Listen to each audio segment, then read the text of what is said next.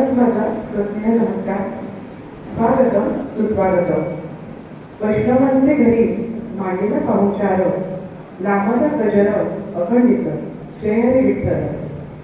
आपल्या प्रत्येक नवीन शैक्षणिक वर्षाची सुरुवात आषाढी एकादशी सारख्या अत्यंत पवित्र आणि मंगलमय अशा उत्सवाने होत असते. अखंड नामस्मरण, संतसंग, सदाचार, सेवा आणि सर्वांप्रती समभाव हा उन्नत संदेश देणारी ही आषाढी एकादशी. सर्व एकादशी श्रेष्ठ मानली जाणारी ही आषाढी एकादशी. आषाढ महिन्यातील शुक्ल पक्षात येणाऱ्या या एकादशीला सर्व देवतांचे तेज एकवटलेले असते असे मानण्यात येते. याच आषाढी एकादशी निमित्त जी 25 जुलै रोजी आहे, आपण आपल्या शाळेमध्ये खास पालकांसाठी शाळेच्या रौप्य महोत्सवी वर्षानिमित्त कीर्तनाचा कार्यक्रम सादर करत आहोत. या कीर्तनाच्या समारंभाच्या द्वारे कीर्तन सेवेत रुजू होण्यासाठी आपल्याला लाभलेले ज्येष्ठ कीर्तनकार हरिभक्त पारायण माननीय श्री विकास बुवा दिग्रसकर, आमचे नियामक मंडळाचे सदस्य माननीय श्री सुरेश भाऊ मंगळे सर, त्यांच्या समवेत आलेल्या त्यांच्या सुविद्य पत्नी माननीय ॲडव्होकेट नीता मंगळे मॅडम, पालक शिष्य संघाच्या उपाध्यक्षा माननीय सौ सारिका कुलकर्णी मॅडम, सौ मीनाक्षी भाटवडेकर मॅडम, उपस्थित सर्व पालक, शिक्षक, शिक्षकेतर वृंद आणि आपण सर्व भक्त मंडळी, आपणा सर्वांचेच मी या समारंभात शाळेच्या वतीने मनपूर्वक स्वागत करते. हिंदू धर्मातील अत्यंत पवित्र सण म्हणजे आषाढी एकादशी आणि या दिवसापासूनच चातुर्मासाला सुरुवात होते. याच एकादशीला देवशाहिनी एकादशी असं देखील म्हटलं जातं. असं मानण्यात येतं की भगवान श्री विष्णू क्षीरसागरात 4 महिन्यांकरता निद्रासीन झाले आणि म्हणूनच देवशाहिनी एकादशी असं या एकादशीला म्हटलं जातं. आणि याच 4 महिन्यात अनेक व्रत वैकल्य हे भक्त मंडळांकडून केले जाते. विठ्ठल हे अवघ्या महाराष्ट्राचं आराध्य दैवत. विठ्ठलाच्या दर्शनासाठी वारकरी राज्याच्या कानाकोपऱ्यातून पंढरीकडे प्रस्थान करतात. हा भागवत संप्रदाय टाळ मृदुंगाच्या गजरात ज्ञानबा तुकाराम नामाचा जयघोष करत पायी चालत पंढरपूरला एकादशीच्या दिवशी पोहोचतात. चंद्रभागेत स्नान करून विठ्ठलाचे दर्शन घेतात आणि कृतार्थ होतात. येणाऱ्या भाविकावर समान भावाने प्रेम करणारा, भवसिंधू तरुण जाण्यास तळमळीने सहाय्यभूत होणारा विठ्ठल हाच सकलांचा आधार ठरतो. आषाढी एकादशीच्या दिवशी अनेक संतांच्या पालख्या पंढरपुरात पोहोचतात. आळंदीहून ज्ञानेश्वर माऊलींची, देहूहून जगद्गुरु संत श्रेष्ठ तुकाराम महाराजांची, त्र्यंबकेश्वरहून संत निवृत्तीनाथ महाराजांची, सासवडहून संत सोपानदेवांची, पैठणहून संत एकनाथांची, उत्तर भारतातून संत कबीरांची, शेगावहून संत गजानन महाराजांची, मुक्ताईनगरमधून संत मुक्ताईबाईंची, औंढा नागपूरहून संत विसोबा गेटरांची, तेरहून संत गोरा कुमारांची अशा अनेक पालख्या पंढरपुरात येतात, एकत्र भेटतात. अध्यात्माचा, परंपरेचा, संस्कृतीचा अनमोल उत्सव तिथं साजरा होतो. चला आपणही या वारीत सामील होऊया.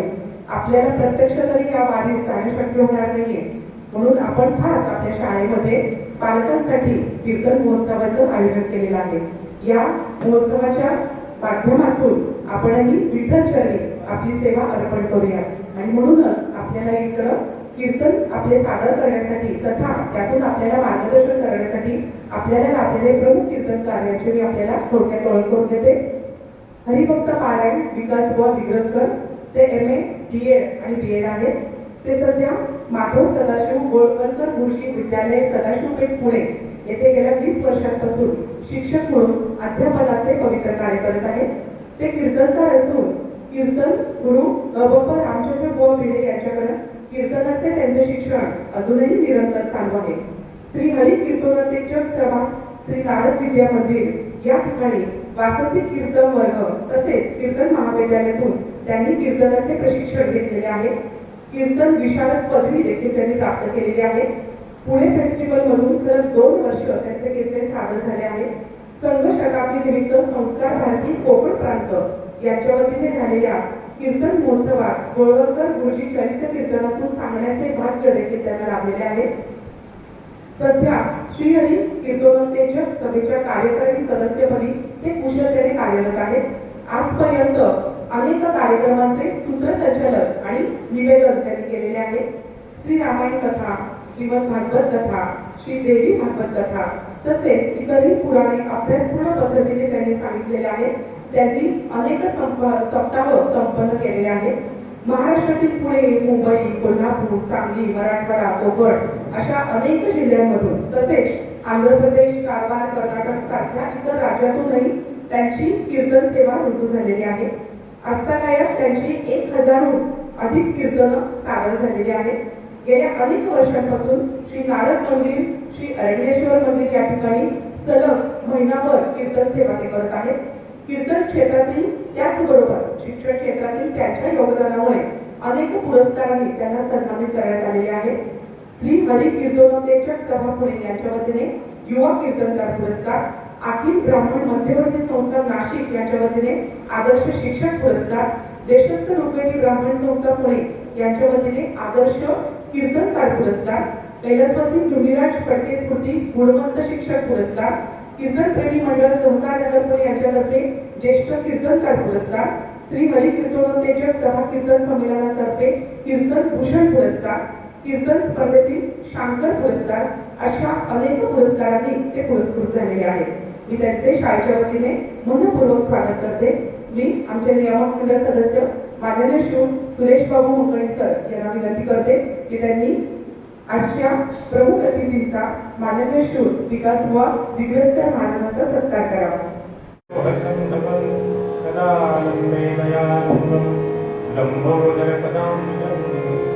नमस्ते शारदे देवी सरस्वती महिप्रदे वसत्पुण्यभाग्ये सर्वविद्याप्रदा नमस्तस्मै भगवते नारदाय महात्मने कामक्रोधविहीनाय ऋषीणां प्रबलाय गुरुर्ब्रह्मा गुरुर्विष्णु गुरुर्देवो महेश्वरः गुरुस्साक्षात् परं ब्रह्म तस्मै श्री गुरवे नमः. बोला पुंडलिकापते श्री ज्ञानदेव पंढरीनाथ महाराज की राजाधिराज रामचंद्र महाराज की जय. महारुद्र हनुमान की जय. देवर्षि नारद महाराज की जय. जय जय रघुवीर समर्थ.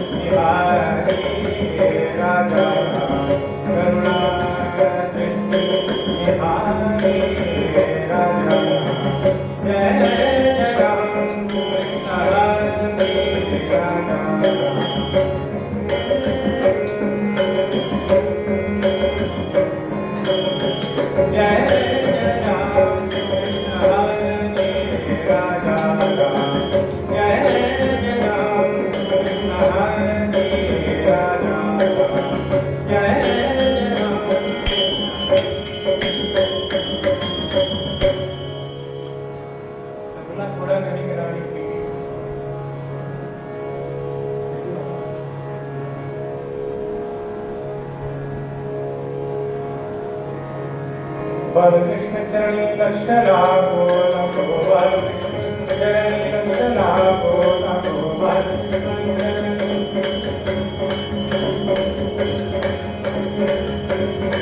केवल संगे रंगात से हवा हो केवल संगे रंगात से हवा हो केवल संगे रंगात से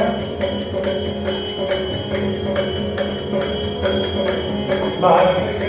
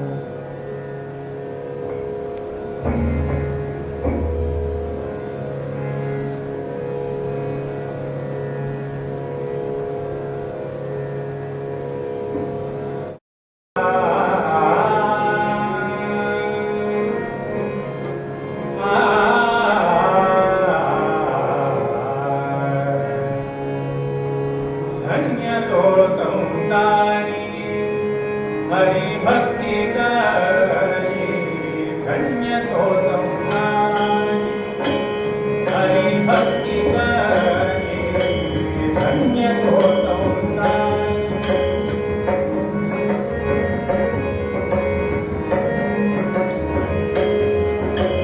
हरी भक्ती करी दयाचा कैवारी देवराया दयाचा कैवारी देवराया धन्य तो संसारी हरी भक्ती करी धन्य तो संसारी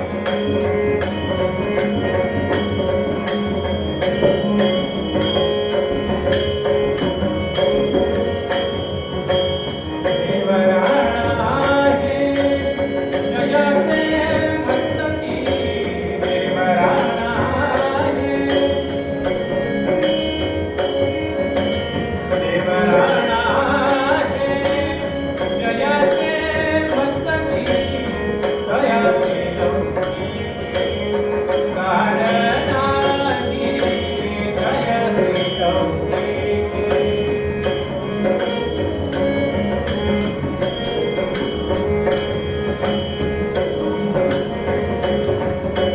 धन्य तो संसारी हरी भक्ती करी धन्य तो संसारी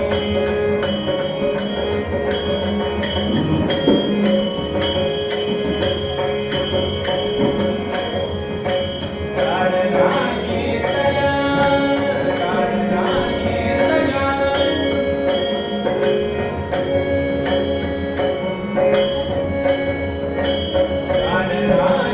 दया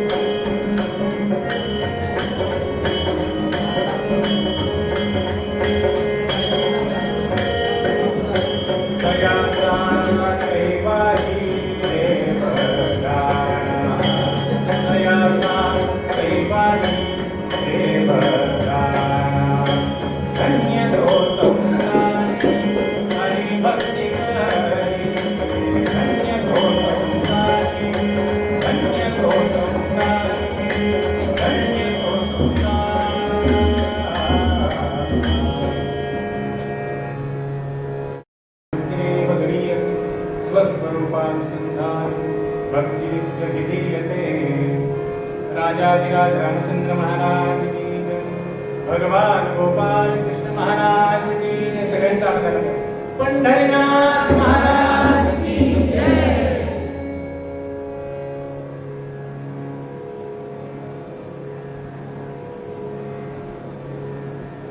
भक्तीला ज्ञानाला कवित्वाला वैराग्याला सुप्रतिष्ठेला आणि मनशांतीला एकदा असं वाटलं की आपल्याला घर असावं. वास्तविकता या सगळ्या गुणांना मोह पडण्याचं कारण नाहीये, पण गुण हे देहातूनच प्रकट होत असतात, प्रतीत होत असतात. मी इथे कीर्तनाला आल्याशिवाय तुम्हाला कळत आहोत मी कीर्तन करू शकतो, बरोबर आहे. तसंच या सगळ्या गुणांनी ज्या देहाचा आश्रय केला, हे सगळे गुण ज्या देहाच्या ठिकाणी जाऊन त्यांनी वस्ती केली या सगळ्या गुणांनी, त्या देहाला समर्थ रामदास स्वामी असं म्हणतात. त्या समर्थांचा अभंग आज निरूपणासाठी घेतलेला आहे. ज्या वयामध्ये मुलांनी वडापावसाठी हट्ट करावा त्या वयामध्ये कोसरांचा हा नारायण फरताळात बसलेला आईने पाहिलं आणि काय करतोस इथे नारोबा असा प्रश्न विचारल्यानंतर उत्तर दिलेले आहे, चिंता करतो विश्वाची. विश्वेशाची चिंता करत असताना ज्यांना विश्वाची चिंता लागली ते समर्थ रामदास स्वामी होते. वयाच्या पूर्वीच्या काही लग्न लवकर होत असत ते खूप चांगलं होतं. जय जय नाही का? लग्न लवकर झालेलं फार चांगलं असतं. मुलींच्या आई वडिलांना आणि मुलांच्याही आई वडिलांना माझं हेच सांगणं आहे, एक डिग्री तुम्ही दिली ना मुलीला तिथं लग्न लगेच करून टाका. 21 किंवा 22 वर्षाची असते त्यावेळेला आणि तेच लग्नाचं योग्य वय आहे, नाही का? बरोबर आहे. ते आजच्या काळात जर विचार करायचा झाला तर बरोबर आहे. आणि तुला काय पुढचं शिकायचं ना बाई, तू तुझ्या नवऱ्याकडे जाऊन शिक असं तिला सांगावं. कारण आपण काय हलकं फुलकं स्थळ बघून देतो का हो? मला सांगा बरं तुम्ही. चांगला गडगंज बघून देतो की नाही? मग पुन्हा ही नोकरी कशाला करायला हवी असा प्रश्न माझ्या मनात आला. हे माझं वैयक्तिक मत आहे, बरोबर आहे. पण पुढे मागे काही असं तसं झालं तर तिची डिग्री आहे तिच्याजवळ, बरोबर आहे. ती पायावर उभी राहू शकेल अशी तिची डिग्री आहे की नाही? त्याच्यामुळे योग्य वयात जर झालं ना मग पुढे, आता हे कीर्तनात बोलायचं का नाही हा भाग फार वेगळा आहे. पण कीर्तनकार जर मला जर बोलवाल तर आज कीर्तनकारांनी हे बोलणं फार गरजेचं आहे. योग्य वयात लग्न न झाल्यामुळे पुढे मुलं व्हायला प्रॉब्लेम आहे, बरोबर आहे. योग्य वयात लग्न न झाल्यामुळे ती आलेली मुलगी आमच्या घरात जी आहे ती तिचा पैसा घेऊन आलेली असते, तिचं पॅकेज घेऊन आलेली असते, लक्षात ठेवा. ती तिचं शिक्षण घेऊन आलेली असते, तिचं मुलगी कोण, तिचं बाई कोण, तिचं स्त्रीत्व ती बऱ्याच वेळेला घरीच विसरते किंवा तिच्या शिक्षणामुळे तिचं ते बऱ्याच वेळेला विसरलंच जातं की अरे आपण हे सुद्धा आहोत, की आपल्याला घरातल्या सुद्धा जबाबदाऱ्या आहेत. मला सांगा, आपल्या मुलाचं पॅकेज 50 लाखाचं, तिचं 30 लाखाचं, असे 80 लाख येऊन सुद्धा जर ती काय म्हणते माझं 30 लाखाचं पॅकेज आहे, मी घर का जाणू, माझं 30 लाखाचं पॅकेज आहे, मी स्वयंपाक का करू, आहे की नाही? पण तिने तसं म्हणताच कामा नये. बाई तू इथे गृहिणी म्हणून आलेली आहेस, म्हणजे तू जरी नोकरी करणारी स्त्री असलीस तरी देखील तुला घर सुद्धा सांभाळायचंय. हे एका स्त्रीने विसरून चालणारच नाही आणि पुरुषांनी सुद्धा विसरून चालणार नाहीये. ती तिच्या आई वडिलांचा संस्कार घेऊन आलेली आहे, वेगळ्या संस्कारात वाढलेली आहे. तिला स्वीकारणं हे आपलं कर्तव्य आहे, हे त्या मुलाचं काम आहे. आणि दोघांनीही एकमेकांना स्वीकारलं तरच भविष्यात कुटुंब व्यवस्था टिकणार आहे, अन्यथा टिकेल का? नाहीतर तुझं मत असं आहे तुझी पाठ तिकडे माझी पाठ तिकडे, कसं व्हायचं हो? नाहीच होणार. आज कुटुंब व्यवस्थेला जी घरघर लागली आहे त्याचं कारण हेच आहे. आलेली मुलगी बोलत नाही, तिचं पॅकेज बोलतो आणि ती म्हणते माझं पटत नाही तर मी निघून जातो, बरोबर आहे. सोडणं फार सोपं आहे श्रोते हो, सोडणं फार कठीण आहे, बरोबर आहे. आणि आमची भारतीय संस्कृती आम्हाला सांधायला सांगते, बरोबर आहे. सांधे करायला सांगत नाही, बरोबर आहे. म्हणून आम्ही काय करावं, सांधायचं शिकवावं. योग्य वयात लग्न करा मुलींची, म्हणजे ती त्या घरची होत नाही. पूर्वी असं होतं की नाही, ती लहानपणी लग्न करत असत. मी आता लहानपणी करा असं म्हणणार नाही. मी काय सांगितलं, 21 किंवा 22 वर्षाची झाल्यावर करा, एक डिग्री मिळाली. पूर्वी ती लहानपणीच जात असे, मग त्या घरचा संस्कार तिच्यावर आपोआप होत असे, बरोबर आहे. आणि योग्य वय झाल्यावर योग्य सगळ्या गोष्टी होत असत, बरोबर आहे. आता तसं राहिलेलं नाही. आता जर आम्हाला कुटुंब टिकवायचे असतील तर आम्हाला योग्य वयात आमच्या मुलांची आणि मुलींची लग्न करणं फार गरजेचं आहे. तसं जर आम्ही नाही केलं ना तर आज तुम्ही निदान एवढे तरी आलात कीर्तनात.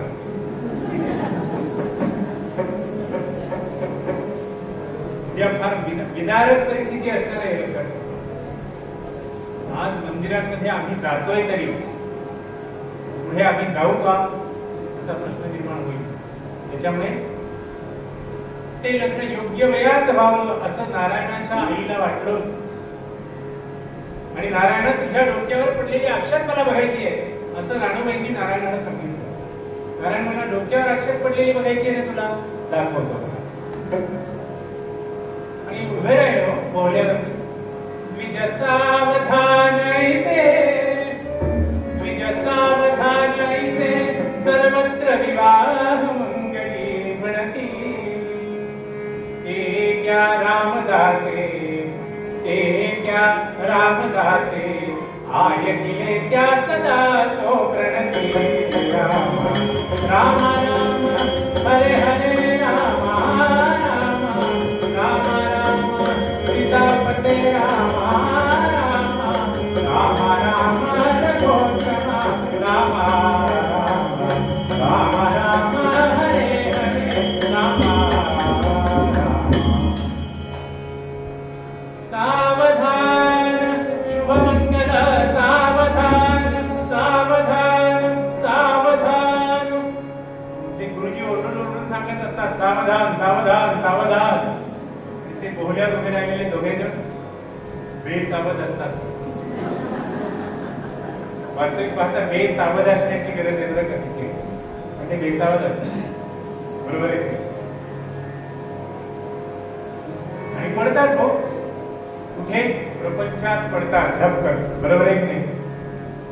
समर्थ रामदासांनी ते ऐकलं. बरोबर म्हणतात फक्त ते कुणी ऐकलं असेल तर ते रामदासांनी ऐकलं. ते क्या रामदासे आय किले त्या सदा असो प्रणती. त्या क्षणाला सावधान झाले. डोक्यावर अक्षत पडली नारायणाच्या. राणूबाईंनी ते पाहिलं आणि डोळ्यातून आनंद अश्रू व्हायला लागले आणि डोळे पडले त्यांनी. आणि तेवढ्यात हा नारायण हातात नारळ ती पत्रिका तो हार खाली पळाला. इथून जो फडकला तो गोदावरीच्या तीराने टाकलेला येऊन राहिला 12 वर्ष. पुरस्कार केलं गायत्रीचा आणि रामनामाचा अभ्यास केला. तिथून पुढे 12 वर्ष देशाटन केलेले. आज एक हिमाचल प्रवास केलेला आहे आणि मग समर्थ रामदास म्हणून ते उदयाला आले.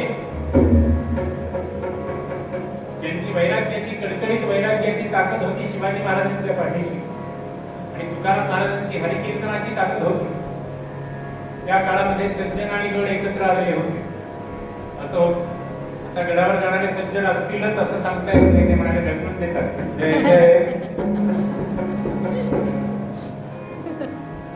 आणि गडावर जाणारा प्रत्येक सज्जन जो आहे ना तो आपली नाममुद्रा तिथे उठवतो. यांच्या तीर्थरूपाने बांधाय गड. जय जय.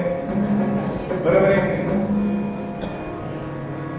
आणि समर्थ रामदास स्वामी शिवाजी महाराजांच्या पाठीशी उभे होते. दानपत्र केलं छत्रपती शिवाजी महाराजांनी आणि समर्थांच्या जोडीत टाकलं राज्याचं दानपत्र. त्यावेळेला समर्थांनी सांगितलं राजा अरे दान केलंच राज्य ठीक आहे पण हे प्रभू रामचंद्रांचं राज्य आहे म्हणून सांभाळ. कारण कसं आहे राजा माहिती का या जगामध्ये हळणारे खूप असतात पण सांभाळणारा एखादाच असतो. जगात समर्थ असं म्हणतात. असे समर्थ रामदास स्वामी होते. आजच्या काळामध्ये आम्हाला दामदास दिसतात, कामदास दिसतात. दामानी हुरळून गेले आणि कामानी अंतर्बाह्य होरपळून गेलेले दामदास आणि कामदास दिसतात. नाही का? गेल्या 4-8 दिवसांमध्ये किती बातम्या आहेत. काही विचारच करत नाही आम्ही. वयवर्ष 3 का वयवर्ष 30 32 जण असावेत. लाज वाटायला पाहिजे की नाही. आणि मुलीच्या वयाची ती मुलगी धिक्कार आहे की नाही मानवतेचा. बरोबर आहे की किती मानवता खालच्या पातळीला नेऊन ठेवली या लोकांनी. आणि आता धिंड काढतायत पण याच्यापेक्षाही कठोर शिक्षा त्यांना व्हायला हवी आहे. नाही का? मानव म्हणून काय विचार असावा हे नाहीच राहिले. इतके आम्ही त्या कामामध्ये भरपळून गेलेलो. नुसते कामदासच दिसतायत म्हणाले आजकाल समाजामध्ये जागोजागी. स्वच्छ दृष्टीने आम्ही स्त्रीकडे बघूच शकत नाही का? आमची संस्कृती सांगते की स्त्रीचं संरक्षण पुरुषाने करायचं असतं, हे आम्ही विसरून चाललोय. किती किती खालच्या पातळीवर चाललोय. असे दामदास आणि कामदास, आणि त्या दामासाठी काय काय नाही करत होतो पैसे मिळवण्यासाठी. असो, फार बोलत नाही. 15 दिवसातल्या 2 बातम्या आहेत पेपरफुटीच्या. जय जय कशासाठी केलं म्हणा. पण दामदास आणि काम, पण दाम आणि काम याच्याही पलीकडे राम आहे. ते ज्यांना समजलेलं होतं ते समर्थ रामदास स्वामी होते. म्हणून ते समर्थ रामदास स्वामी तुम्हा मला उपदेश करत असताना सांगतात, कसं होतं त्यांचं वैराग्य. शुकासारिखे पूर्ण वैराग्य ज्याचे, वसिष्ठा परी ज्ञान योगेश्वराचे, कवी वाल्मिका सारिखा मान्य ऐसा, नमस्कार माझा सद्गुरु रामदासा. जय जय रघुवीर पंढरीनाथ महाराज की जय. असे समर्थ रामदास सांगावं तेवढं थोडं आहे त्यांच्याविषयी. प्रत्येक याचा परिचय देण्याची पद्धत आमच्या नारद मुनीराची. ते समर्थ रामदास स्वामी तुम्हा आम्हाला उपदेश करत असताना सांगतायत, जीवनात येऊन धन्य व्हायचं असेल तर माणसाने काय करावं. तर त्या माणसाला हरिभक्तीशिवाय तरणोपाय नाहीये. ते म्हणतात, धन्य तो संसारी हरिभक्ती करी तयाचा कैवारी देवरा. धन्यता प्राप्त करायची आम्हाला. केव्हा आम्हाला धन्यता मिळाली आम्ही असं केव्हा म्हणतो. त्या मुलीला 710 गुण मिळाले नाहीत का 720 पैकी. आज काय तिचं नाव उदळे, बरोबर आहे ना. काय धन्य झालं असेल त्यांचं जीवन त्या मायबाबांचं. सगळ्या भारतवर्षामध्ये तिचा 5वा क्रमांक आणि महाराष्ट्रात पहिला क्रमांक आहे. याला धन्यता असं म्हणतात. आपल्या मुलांनी आपली ऊस धन्य करावी असं आपल्या प्रत्येक आईला वाटतं की नाही, प्रत्येक पित्याला वाटतं. म्हणून आम्ही अशा मेहतांसारख्या शाळेमध्ये मुलांना घालतो नाही का. या शाळेमध्ये चांगले संस्कार मिळतील, चांगलं शिक्षण मिळेल आणि आपली मुलं आपल्या जवळ राहतील. हा फार मोठा प्रश्न आहे नाही का. मुलांना आम्ही मोठ्या शाळेत घातलं म्हणजेच सगळं आलं असं नाहीये. मोठ्या शाळेत घालत असताना त्या मुलावरती हाही संस्कार झाला पाहिजे, मी तुला लहानाचं मोठं करतेय किंवा करतोय. मातृदेवो भव पितृदेवो भव. त्याच्यासाठी शाळा काय करते, तुमची शाळा संध्याकाळचा अर्धा तास त्याच्यासाठी देते नाही का. शेवटचा तास आहे की नाही, 5:45 ते 6:30 6:15. बाईंना पण घरदार आहे की हो, पण तरीही त्या तेवढा वेळ काढून तुमच्या मुलांसाठी ते थांबलेले आहेत की. या शिक्षकांसाठी एकदा टाळ्या वाजवा, एकदा टाळ्या वाजवा. भारतीय म्हणून भारताचा जो संस्कार आहे तो संस्कार देण्याचा प्रयत्न शाळा करते. हा किती महत्वाचा भाग आहे. कारण पैसे घेणाऱ्या अनेक शाळा आता इथे 10 नाही का, पण संस्कृती जपणाऱ्या शाळा किती आहेत हे महत्वाचं आहे. आणि अशा संस्कृती जपणाऱ्या शाळांमध्ये आम्हाला मुलांना घालायचं आहे. त्याच्यामुळे शाळा एखादा उपक्रम करत असेल तर आम्ही आवर्जून त्या ठिकाणी जायला हवंय, बरोबर आहे. त्यावेळेला शाळेला धन्यता मिळणार आहे का, तर मी आज हा कार्यक्रम केला, महिनाभर झाले त्या बाईंचा मला रोज फोन येतो. आमच्या श्रुतीताईंचा, बुवा येतात का, किती बुक झाले, असं तुमची कशाची व्यवस्था करू, जेवणाची करू, उठायची बसून करायची, उठायची करू, बसायची करू, चहाची करू, पाण्याची करू, काय काय विचारू. महिना ते 1.5 महिना झाला त्या माझ्या कॉन्टॅक्ट मध्ये आहे. एखादा कार्यक्रम करायचा म्हटल्यानंतर किती. आता हा कार्यक्रम जर चांगला झाला तर त्यांना धन्यता मिळणार आहे. धन्यता याला म्हणायचं आहे, जे आम्हाला समाधान प्राप्त करून देईल त्याला धन्यता असं म्हणतात. ज्याच्याजवळ पैसे अधिक आहेत त्याला धन्यता मिळते असं जर आम्ही क्षणभर विचार केला तर सोलापुरात पैसेवाली जी लोक आहेत त्यांना जाऊन विचारा की खरंच तुम्ही धन्य आहात का हो. विचारा त्यांना. अहो कितीही कोट्याधीश असला तरी देखील सुख मिळेल एक वेळ, समाधान ज्या वेळेला मिळतं त्यावेळेला आम्हाला धन्यता प्राप्त होते. ती धन्यता आम्हाला मिळवायची. पैसे अधिक झाले म्हणजे धन्यता मिळते असं नाही. ज्याला मुलं अधिक तो धन्य असं जर म्हटलं तर त्या गांधारीला धन्यता द्यायला हवी होती. तिला धन्यता मिळाली का? तुकाराम महाराज म्हणतात, गांधारीचे कोटी शतमूर्ख, एक एक मूर्ख शतमूर्ख असे शतमूर्ख.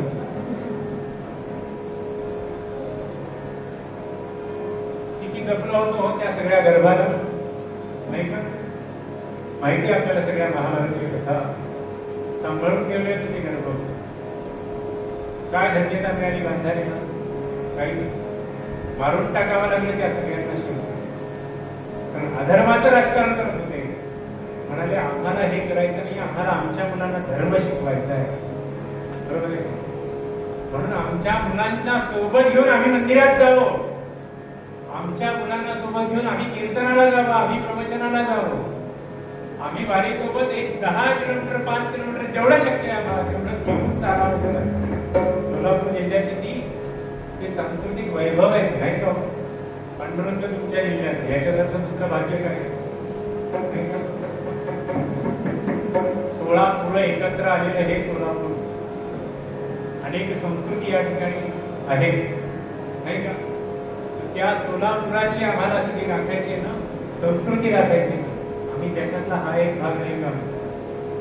असं जर आम्ही करू तर आमच्या मुलांना आम्ही धर्म शिकवला पाहिजे, आमच्या मुलांना आम्ही संस्कार दिले पाहिजे, आमच्या मुलांना सांगावं आम्ही की अरे तुला मोठं करतोय आम्ही, पण मोठा झाल्याच्या नंतर आपल्या मातृभूमीला आणि मातेला विसरू नकोस. नाही का? घराला नाव मातृपितृ छाया असतं, पण मातृपितृंची छाया वृद्धाश्रमावर असते. उपयोग आहे का त्याचा? असं झाल्यावर धन्यता मिळेल का? हो, अजिबात नाही मिळणार. म्हणून आम्ही अशा भारतीय शिक्षण देणाऱ्या शाळांमध्ये घालावं. भाषा कुठलीही असू दे, पण त्याच्यामध्ये शिक्षण मिळणारं कुठलं आहे हे महत्वाचं आहे. आणि म्हणून सरकार केवढी धडपड करते. एनईपी सुरू झालंय, न्यू एज्युकेशन पॉलिसी येते, बरोबर आहे की? त्याच्यामध्ये एक शिकवलं जाणार आहे आम्हाला, आमच्या मुलांनी आमचं भारतीयत्वाचं शिक्षण घ्यावं, याच्यासाठी धडपड सुरू आहे. आणि त्याच्यासाठी आम्हाला सगळ्यांना सज्ज व्हायचं आहे. 2-4 वर्षात येणारच आहे, बदल होत चाललाय अभ्यासक्रमात. आपल्या सगळं सांस्कृतिक वैभव आम्हाला जपता आलं पाहिजे. असं ज्या वेळेला आम्ही करू त्यावेळेला खऱ्या अर्थाने धन्यता प्राप्त होणार आहे. समर्थ म्हणतात, अशी धन्यता कोण देतात? ते सांगतात, हरीची भक्ती देते. धन्य तो संसारी हरिभक्ती करी, कयाचा कैवारी देवरा. समर्थ म्हणाले, अशी धन्यता जर आम्हाला मिळवायची असेल तर आम्ही भक्ती मार्गाला लागलो पाहिजे. समर्थ रामदासांनी त्यांच्या मनाच्या श्लोकामधला एक श्लोक लिहिलाय बघा. मनाला चुचकारले मी सांगितलंय काय? हे बाप ना मना सज्जना भक्ती पंथेची जावे, तरी श्री हरी पाविते तो स्वभावे. जनी निंदते सर्व सोडून द्यावे, जनी वंद्यते सर्व भावे करावे. जय जय रघुवीर.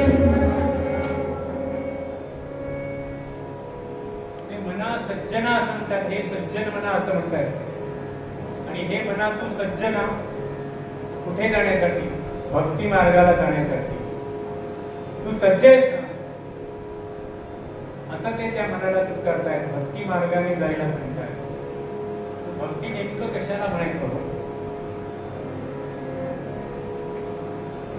जिथे विभक्ती नाही ती भक्ती आहे, जिथे देव आणि भक्त वेगळे नाहीयेत ती भक्ती आहे. मग असं जर असेल, ते भगवंताला वेगळं मानतच नव्हते. माझ्या प्रत्येक वृक्षामध्ये दुर्वांपासून ते वटवृक्षापर्यंत माझ्या मायामध्ये भगवंत भरून राहिलेला आहे. मग मला तिथे जायची काय गरज आहे? बरोबर आहे? भक्तीच्या अनेक व्याख्या सांगितलेल्या आहेत, पण त्याच्यामध्ये नारदांनी सांगितलेली व्याख्या आहे, त्याच्यामध्ये नारदांनी सांगितलेलं सूत्र आहे. तदर्पिता अखिलाचारता तद्विस्मरणे परम व्याकुलता युती. ते म्हणाले की गौतमांनी काय केलं, त्याला सगळी आचारता अर्पण केली आहे भगवंताला. तद अर्पिता अखिल आचारता. आता आचार अर्पण करतो आम्ही, पूजा करतो देवाला, ते आचार करतो आपण. पण आचारता अर्पण करणं म्हणजे नेमकं काय? ती आचारता अर्पण करणं म्हणजे भक्ती, आणि आचारता म्हणजे नेमकं काय? की ज्या वेळेला आम्हाला एखादं सत्कार्य करण्याची बुद्धी प्राप्त होते, त्यावेळेला ती सत्कार्य करण्याची बुद्धी देणारा भगवंत आहे. बरोबर आहे? ते सत्कार्य तू माझ्याकडून करून घेतलंस तेव्हा, असं ज्या वेळेला आम्ही म्हणतो, त्यावेळेला तुझ्या दिलेल्या प्रेरणेमुळेच मी हे करू शकलो, असं ज्या वेळेला भक्त म्हणतो, त्यावेळेला आचारता अर्पण केली असं म्हणतात त्याला. आणि हेच भक्तीचं रूप आहे, दुसरं काहीच नाही. नाही का? त्या ब्रजगोपी मी काय केलं, यथा ब्रजगोपिकानां, त्या ब्रजवनातल्या गोपींनी हेच केलेलं आहे की त्या भगवंताच्या स्मरणाशिवाय दुसरं काही करतच नव्हतं. गोविंद घ्या कोणी गोपाळ घ्या, गोविंद घ्या कोणी गोपाळ घ्या,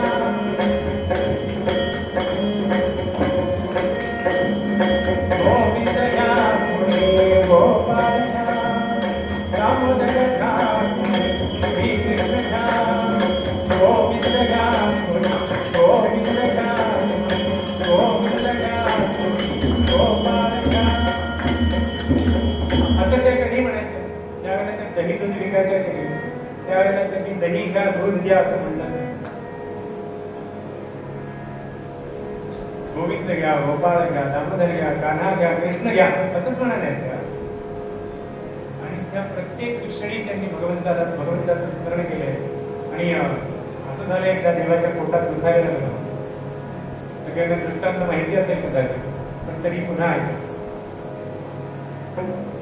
अनेक वैद्य झाले, अनेक वैद्यांना बोलवण्यात आलं, मात्रा दिली, पण अनेक मात्रा देऊन सुद्धा भगवंताचा कोटशूळ काही कमी होईना. त्यावेळेला सगळ्या त्या गोपी हतबल आहेत, आणि देवर्षी त्या ठिकाणी आले. देवर्षींना पकडलं त्या सगळ्या गोपींनी. जा जा, तुम्ही त्यांचे अगदी निस्सीम भक्त आहात की, जा तुम्ही अंतरंग शिष्य आहात त्यांचे, जा म्हणाले, विचारा भगवंताला नेमकं काय झाले ते विचारा, आणि तुम्ही ओळखून आम्हाला सांगा, ते औषध आम्ही आणून देतो. नारद आतमध्ये जाऊन बसले देवाच्या जवळ, विचारतात काय चाललंय देवा तुमचं. वास्तविकता एवढे आजारी तर तुम्ही पडणारच नाही, कारण तुम्ही योगेश्वर आहात.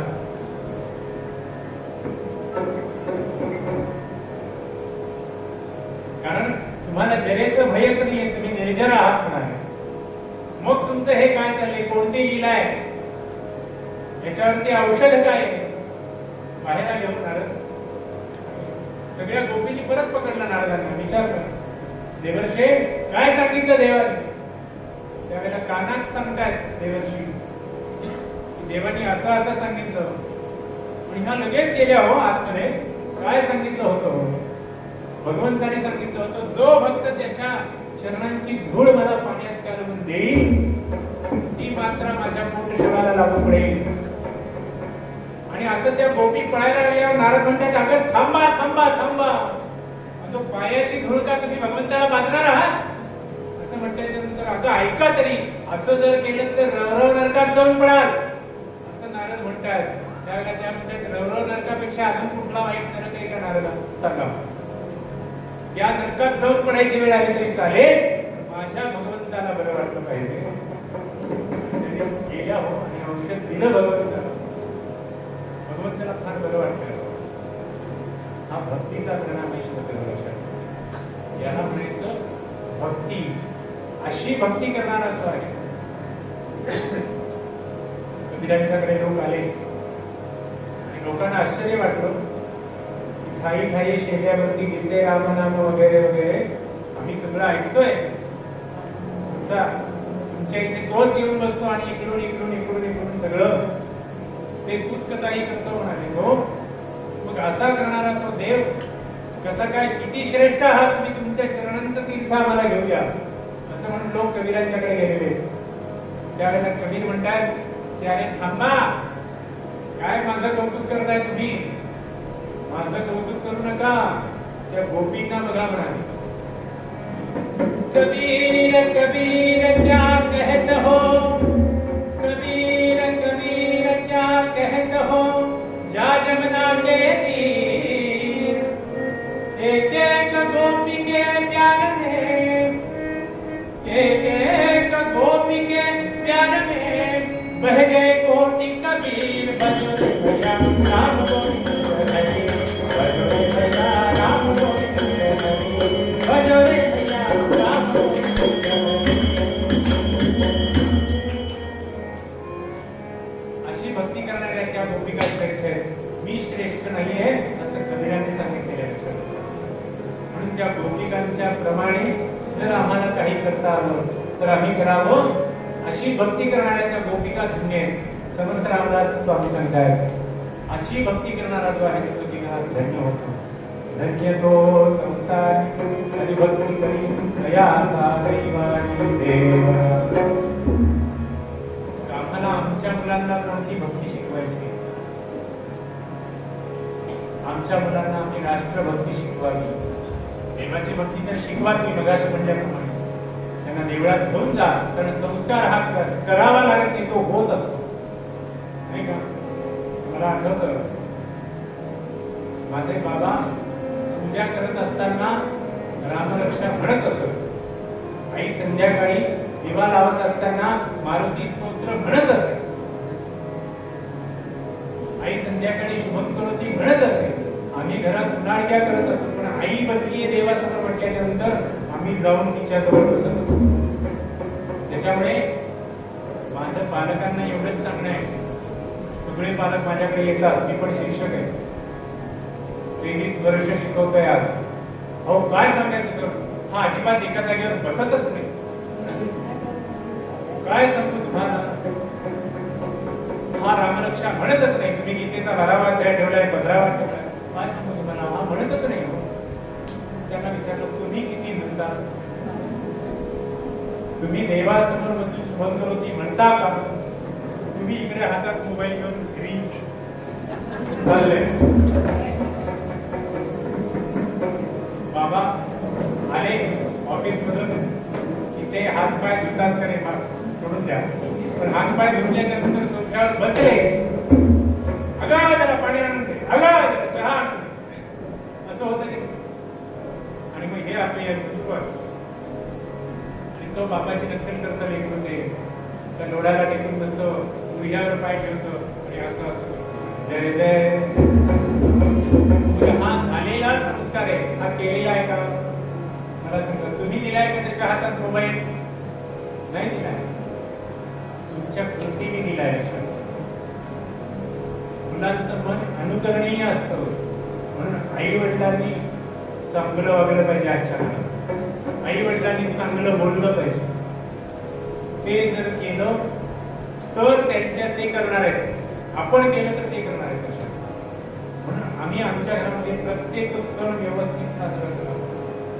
प्रत्येक सणाच्या वेळेला ज्या ज्या सगळ्या गोष्टी असतात त्या आपल्याला माहिती असतील की सासूबाईंना विचारावं, इथे नंतर यावं. जय जय. सासूबाई इथे नसतील, गावाकडे असतील तरी त्यांना फोन करून विचारावं, त्यांना घरात आणून ठेवावं. आजच्या आजोबा लग्न खूप लग्न असतात, ज्यांच्या घरात आहेत ते भाग्यवान आहेत. आणि त्या कटकट करणाऱ्या असल्या तरी चालतील. त्यांना म्हणायचं तुमच्या तोंडाचा पट्टा सुरू असू द्या, माझी लेकरं सांभाळा. जय जय.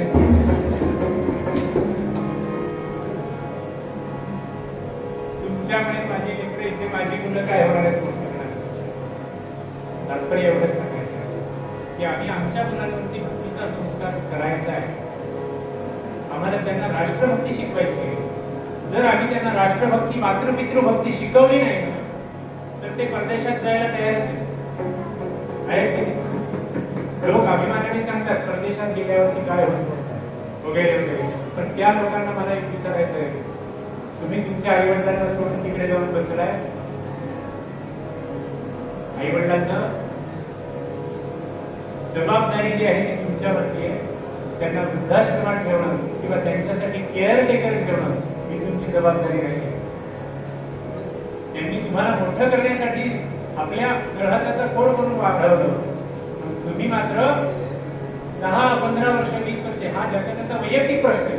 पण कीर्तनकार म्हणून मला जर विचाराल, एक शिक्षक म्हणून मला विचाराल आणि एक भारतीय म्हणून मला विचाराल, तर आमच्या मुलांनी योग्य ते पैसे कमवून झाल्याच्या नंतर परत येणं गरजेचं आहे. लक्षात ठेवा, आईच्या गळ्यामध्ये नुसतीच असं नाही म्हणाले, संध्याकाळ झाली की तिच्या मनाला बरोबर लागते. व्हिडिओ कॉलवरून काही होत नाही हो. व्हिडिओ कॉलवरून मुलाला लहानाचं मोठं होत असताना नातू घरात जे बघायला सुरू करायचं ना आम्हाला, ते व्हिडिओ कॉलवर मिळत नाही. किती वेळ व्हिडिओ कॉल करणार आहात? 15 मिनिटं, 20 मिनिटं, अर्धा तास, पाऊण तास, 1 तास. घरात वाढणारं मूल जे आहे ना, ते जे आई वडिलांना समाधान देणार आहे ते तिथे व्हिडिओ कॉलवरच देणार नाही. लक्षात, ते मुलांनी कमवलेला पैसा समाधान देणार नाही. आम्ही हे त्या मुलांना शिकवावं, आम्ही त्यांना राष्ट्रभक्ती शिकवावी. भारत माझा देश आहे रोज म्हणतात मुलं. पण हीच मुलं ज्यावेळेला मोठी होतात त्यावेळेला ट्रेनमध्ये हातातला कागदाचा गोळा करतात, ट्रेनमध्येच टाकतात. बरोबर आहे? हे फक्त एक उदाहरण दिले. मग भारत माझा कधी कधी देश आहे 15 वाजता आणि 26 इतर वेळेला नाही. नागरिक म्हणून मी माझं कर्तव्य करण्यासाठी त्याला देशभक्ती शिकवा, त्याला मत कुणाला द्यायचं हे शिकवा, त्याला नागरिक म्हणून त्याचं कर्तव्य काय हे शिकवा, कुटुंब म्हणून माझं कर्तव्य काय हे आईबापांनी शिकवावं. आणि कुटुंबाने जर एक कर्तव्य आपली प्रत्येकाने पार पाडली, समाज तयार होणार आहे त्याच्यात. आणि समाजाने कर्तव्य पार पाडलं तर भारत उभा राहणार आहे. लक्षात, म्हणजे आम्हाला 2047चं टार्गेट पूर्ण करता येईल. हो की नाही? विकसित भारत हे आमचं लक्ष येते. ही राष्ट्रभक्तीच शिकवू शकते, दुसरं काही शिकू शकते. अनेक उदाहरणं देत आहेत. वेळेची मर्यादा पुढे जाऊया आपण. बरोबर ते सांगतात की अशी भक्ती करणारा जो आहे तो जीवनामध्ये धन्य होतो. समर्थ रामदास सांगतात की तयाचा कैवारी देवरा, देवराणा आहे दयाचे मस्तकी, दयाची लौकिकी चाड नाही, आणि चाड नाही दया हरीची या दासा, सार्थकी वयसा राम दासा. म्हणतात जो हरीचा दास आहे ना, त्याला लौकिकातल्या कुठल्याच गोष्टी समाधान देऊ शकत नाही. त्याला अलौकिक अशा परमात्म्याची भक्तीच समाधान देऊ शकते. आणि हा भक्ती मार्ग आम्हाला कुठे नेणार आहे म्हणाले तर मोक्ष मिळवायचा आहे ना आम्हाला. आजच्या काळात मोक्ष मिळणार नाही कदाचित, पण ते जी धन्यता मी मगाचपासून सांगतोय इतर मिळेल आम्हाला, नाही का?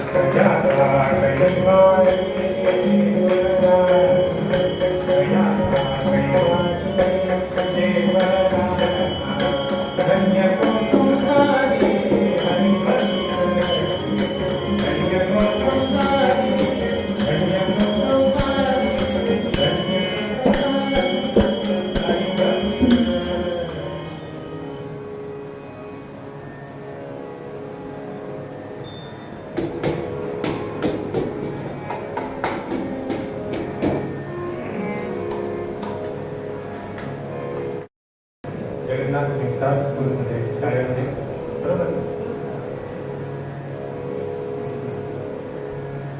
संस्कृती जपण्याचं काम करणारी ही शाळा. त्या शाळेच्या वतीने दरवर्षी असं काहीतरी आषाढ महिन्यात आयोजित केलं जातं आणि या उपक्रमांच्या काही मुलांवर संस्कार केला जातो. इथे असणाऱ्या मुख्याध्यापिका, शिक्षिका, शिक्षक, शिक्षकेतर कर्मचारी या सगळ्यांचं मी आज या ठिकाणी काम बघत होतो सकाळ आल्यापासून दुपारपासून. वास्तविक पाहिलं 3 वर्षापूर्वीच आमच्या काही मला फोन केला 3-4 वर्षांपूर्वी म्हणजे यशस्वी नाही, पण त्यावेळेला काही मला कीर्तन ठरलेली असल्यामुळे यायला जमलं नाही. तो आज योग आला. आपल्या शाळा समितीचे पदाधिकारी श्री अनिल बर्वे यांनी सांगितलं की विकास जाऊन कीर्तन करून ये. तर ठीक आहे, हरकत नाही, जातो म्हटलं. आणि श्रुतीताईंनी त्या दिवसापासून हा कार्यक्रम उभा करण्यासाठी त्यांच्या शिक्षकांनी, शिक्षक कर्मचाऱ्यांनी कष्ट घेतले नाही. आणि आपण सगळे पालक या ठिकाणी आलात. संस्थेचे पदाधिकारी मंडळी सर, त्याच्यानंतर पटवर्धन सर, बरोबर, आणि तुमच्या सोलापुरातील ज्येष्ठ लेखापरीक्षक आणि पत्रकार श्रीनिवास वैद्य या ठिकाणी आलेले वैद्य सर, आणि आमच्या क्षमताई वैद्य काकू. मला ते दोघेही जण आईवडिलांच्या मस्तकी आहेत आणि ते आज या माझ्या कीर्तनासाठी इथे आले याचं समाधान खूप जास्त आहे. पण सोलापुरात आल्यानंतर त्यांच्या घरी गेलो नाही असं कधी होत नाही. आणि अशी सगळी सुरुज मंडळी इथे आहेत. आणि मला ताई वारंवार विचारत होत्या, बुवा तुम्ही जेवणात कधी किती वाजता जेवणार? म्हटलं आहो, मला परत समजूच नका. सोलापुरात आल्यावर मला घरी आल्यासारखं वाटतं. कारण इथे आल्यानंतर जर लोकांचा जिव्हाळ्याचा विचार नाही ना, जे प्रेम आहे ना, ते खूप जास्त महत्वाचं. आणि मी सोलापूरच्या लोकांमध्ये राहूनच वाटलं, यांच्याच घरी पुण्यात राहायला होतो आणि त्यांच्या मुलांसोबतच मी मोठा झालेलो आहे. त्याच्यामुळे मला इथली संस्कृती माहिती आहे, इथला आपलेपणा माहिती आहे, इथला जिव्हाळा माहिती आहे, इथलं प्रेम माहिती आहे. आणि ते प्रेम आज तुमच्या रूपाने मला आज या ठिकाणी आणखी एकदा अनुभवायला मिळालं. संस्थेच्या सर्व पदाधिकाऱ्यांच्या विषयी आणि संस्थेच्या मुख्याध्यापिका श्रुतीताई आणि सर्व शिक्षक, त्याचबरोबर आमचे दोन साथीदार रमाताई आहेत आणि आमचे गजानन काका आहेत. या दोघांच्या विषयी मी ऋण व्यक्त करतो. आणि माझ्या कीर्तनातून जे चांगलं आहे ते घेऊन जा, बाकीचं जे आहे ते इथे झटकून टाका अशी प्रार्थना करतो. कीर्तनाच्या प्रथेप्रमाणे यंत्रणामध्ये हात मुक्का लावा, त्याप्रमाणे भगवंताचं गोड नाम घेऊया आणि उत्तरामध्ये एक छान कथा बघूया. विठ्ठल विठ्ठल विठ्ठला हरी ओम विठ्ठला म्हणा. विठ्ठल विठ्ठल विठ्ठला हरी ओम विठ्ठला. माय बाबा विठ्ठला हरी ओम विठ्ठला. माय बाबा विठ्ठला हरी ओम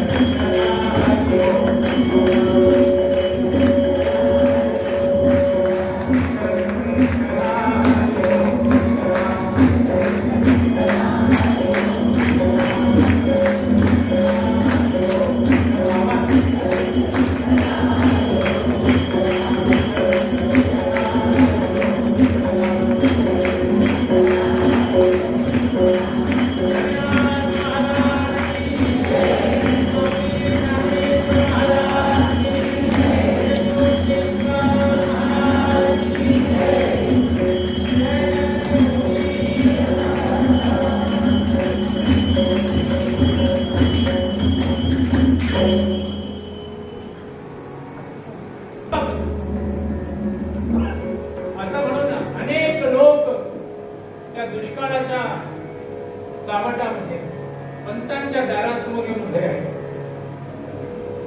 नुकतेच जेवायला बसलेले होते. पहिला घास उचलला आणि कानावरती आवाज आला, पंत पंत वाचवा वाचवा वाचवा.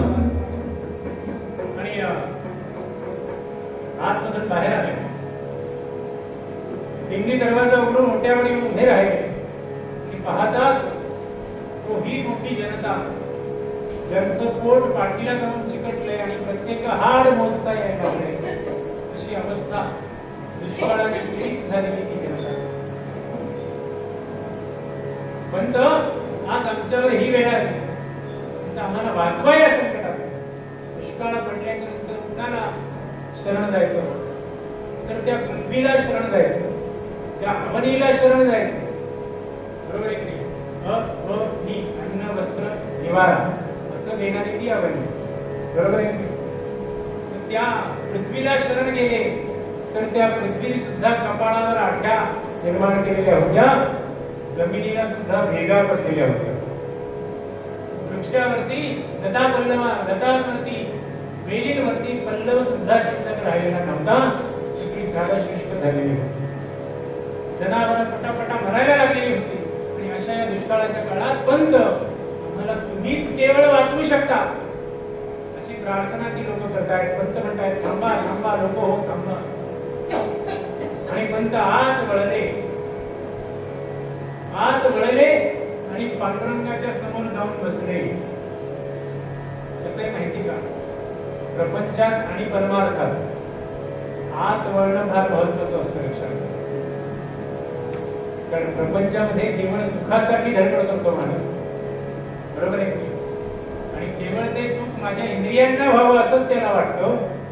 म्हणून ती इंद्रिय आम्ही आत वळवली पाहिजे. कासवाप्रमाणे तशी वळवली तरच आमचा प्रपंच योग्य होऊ शकतो. आणि परमार्थात सुद्धा आत वळणं गरजेचं असतं. आणि तिथे आत वळल्याच्या नंतर लक्षात येतं की आमची परमार्थ जीवनातली पायरी कोणती आहे. ते आम्हाला 40च्या नंतरच होतं म्हणा, आधी कधी कळतच नाही, हो की नाही.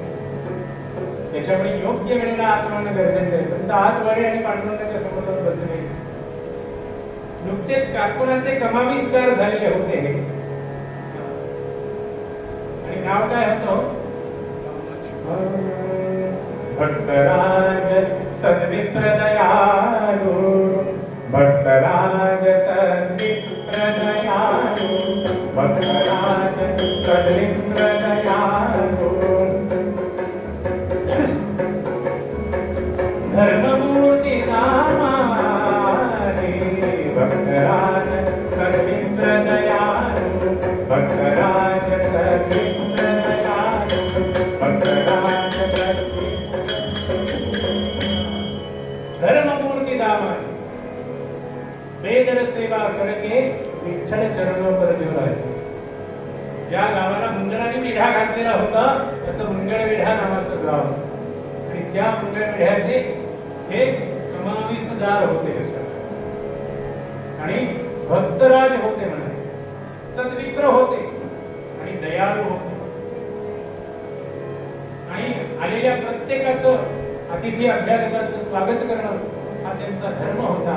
आणि हे सगळं करत असताना धर्मचिंतन करणं, भगवंताचं चिंतन करणं हा त्यांचा दिनक्रम होता लक्षात. ते म्हणतात की नोकरी मी बेदरच्या बादशहाकडे करतो, पण चाकरी मात्र एका श्री विठ्ठलाची करतो, दुसऱ्या कुणाचीच करत नाही. असा त्यांचा भाव होता. ते दामाजी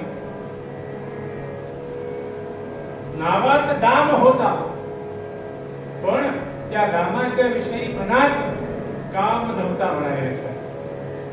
आणि त्या दामाविषयी मनात काम नव्हता म्हणून राम आपणासा करता आलेला होता असे दामाजी भक्त होते. किती सांगतो त्यांच्याविषयी. आणि ते जाऊन बसल्याबरोबर मागे येऊन पत्नी उभी आहे. ती म्हणते कसला विचार करताय की काय करू, राज गोदामाची दारं उघडू का नको उघडू असा प्रश्न तुमच्या मनात येतोय ना. ती म्हणे राज अंबरे दोन आपणा पाशी आहेत जाण, ती सर्व हाती लुटवून शांत जीवा करावे. कसला विचार करताय, एवढी वर्ष तुम्ही हिशेबच केलाय का नुसता, साधत रहिवाशी नाही म्हणा. काय राजा कुणाचा, प्रजेचा, बरोबर आहे. धान्य कुणाचं, राजाचं. प्रजा आणि धान्य दोन्ही राजाचंच आहे. पण हे धान्य आणि प्रजा यांच्यामध्ये येणारा जो राजा आहे की तो काढून बाजूला ठेवा आता, म्हणजे तुमचं गणित सुटेल म्हणा, बरोबर आहे की नाही. पण असं म्हटल्याबरोबर त्यांना म्हणायची पण गरज पडली नाही. पती पतीला लगेच कळतं पुढच्या क्षणाला नवऱ्याला काय हवं. मनात किंत येतोय ना तुमच्या, ऐका मी काय सांगते. मधुरोत्तरे मध्ये शिक्षा इच्छा होईल उग्र यवनाची परिविठ्ठला आठवोनी स्वस्था यांची करावी जीवनाची. कसली काळजी करताय? पांडुरंगाचं नाम घ्या आणि राजगोदामाची द्वार उघडून टाका असं सांगितलं हो. आणि कोडं सुटलं हो. पांडुरंगाला नमस्कार केला आणि पंत बाहेर उभे राहिले. आपल्या हाताखालच्या त्या कर्मचाऱ्यांना सांगितलं हे घ्या रे राजगोदामाच्या आणि लोकांना सांगताय लोक हो, आज मी तुमच्यासाठी राजगोदामाची द्वार उघडतोय, पण एक लक्षात ठेवा, हे धान्य राजाचं आहे, हे माझं नाहीये. ज्या वेळेला तुमच्या शेतात पिकेल उगवेल त्यावेळेला आज जेवढं न्याल त्याच्या दुपटीने दसपटीने इथे पुन्हा आणून टाका असं त्यांनी सांगितलं. आणि दार उघडली हो. गाड्या गोण्या पार लोक लुटती धान्य फार मुखी करती जय जयकार कुंडली वरदा कुंडली वरदे हरिविठ्ठल श्री ज्ञानदेव तुकाराम पंढरीनाथ महाराज की जय. आणि मुखी करती जय जयकार कुंडली. माझ्या पांडुरंगाचा गजर करा कारण हे त्याच्यामुळे तुम्हाला मिळालं. त्यांनी जर आज मला बुद्धी दिली नसती ना तर हे तुम्हाला कधीच मिळालं नसतं. पूर्वरंगात आपण पाहिलं की अखिला चारक तेव्हा मी जे काही करतो ना ते मला प्रेरणा देणारा तू आहेस. नारदीय कीर्तनाचं वैशिष्ट्य आहे की पूर्वरंगामध्ये सांगितलेलं जे तत्व आहे ते प्रतिबिंबित झालं पाहिजे उत्तर रंगाच्या कथेमध्ये, आरशासारखं दिसलं पाहिजे माझ्यापेक्षा, म्हणून ती कथा असते. आणि असं झालं, ते दारं उघडली आणि लोकांनी जसं जमेल तसं पिशव्यांमधनं, पोत्यांमधनं, गोण्यांमधनं, तट्टांच्या पाठीवर बैलगाड्यांमधनं, धोत्राच्या सोग्यामधनं, डुबऱ्याच्या पदरामधनं सगळ्यातून धान्य घेऊन गेले लोक. आणि लोक धन्य झाले. देता किती घेशील दो कराणी अशी त्यांची अवस्था झाली.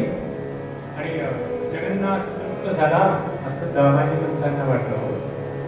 आणि पंतांना कुठे माहिती होतं आपल्या हाताखाली कोण काम करते. काय झालं, दुसऱ्या दिवशीच तेथे मुजमदार कानडा ब्राह्मण, तेथे मुजमदार कानडा ब्राह्मण, तेथे मुजमदार कानडा ब्राह्मण.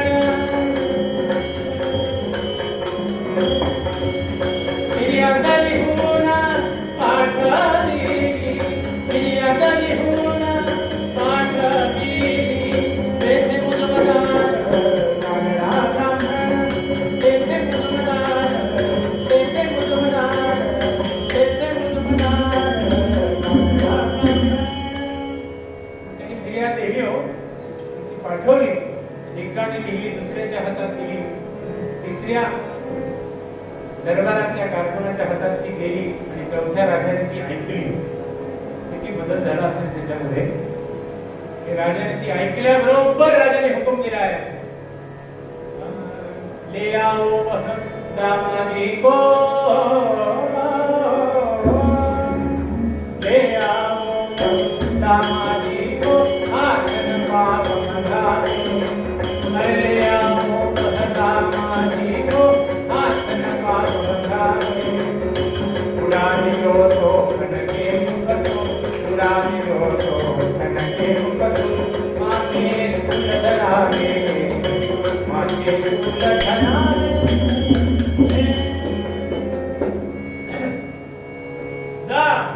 जा उस दामाजी को लेकर आओ हमारे सामने असा त्या वेदरच्या बादशहाने हुकूम सुटला. पत्र घेण्यात आलं आणि 2 हशम वेदरहून मंगळवेढ्याकडे यायला लागले. पहाटे पहाटे ते निघाले आणि सूर्य डोक्यावर येईपर्यंत पंतांच्या दारात हजर झाले.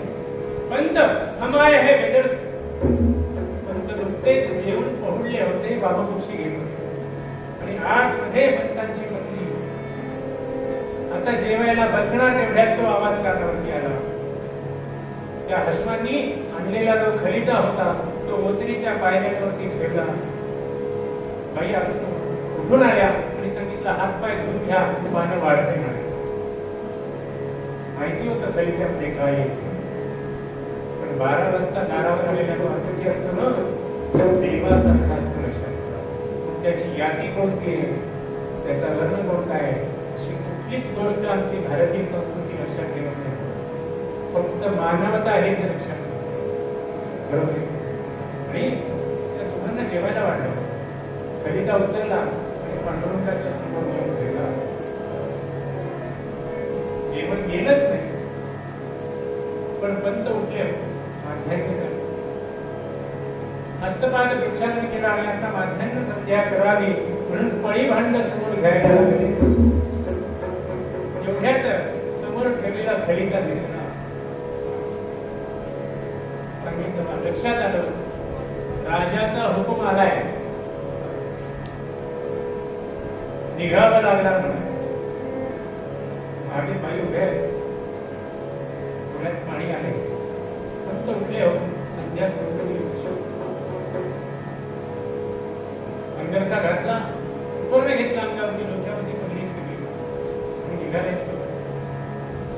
पायावरती नतमस्तक झाले. म्हणतात, काळजी करू नका, स्वर्गाच्या दारामध्ये उद्या जर काही वाईट घडलं तर मी माझ्या पंचप्राणांची आरती घेऊन तुमच्या स्वागतासाठी तिथे उभी असेल, असं सांगितलं होतं. एवढी मोठी भूमिका असते पत्नीची, तुमच्या पाठीशी उभा राहण्यासाठी असते का? प्रत्येक संकटामध्ये ती आमच्या पाठीशी गेला. काळजी करू नका, होईल सगळं, होईल सगळं असं म्हणते. आणि अशी पत्नी आजच्या काळात आली. थोडस तरी काही झालं ना, की तिच्या मनातून तिला वाटलं पाहिजे की घरच्यासाठी काही केलं पाहिजे.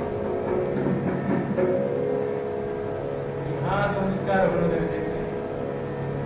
तो एकदा झाला की जी ऱ्हासाला चाललेली भारतीय संस्कृती आहे ती उभी राहायला वेळ लागणार नाही. म्हणून घरच्या स्त्रीने आधी उभं राहिलं पाहिजे, योग्य कपडे घातले पाहिजे, कपाळाला टिकली लावली पाहिजे, हातात बांगड्या घातल्या पाहिजे. तुम्ही म्हणाल आम्हाला तुम्ही आमच्या अपर्णाताईंची आठवण करून देताय का बुवा? नाही का?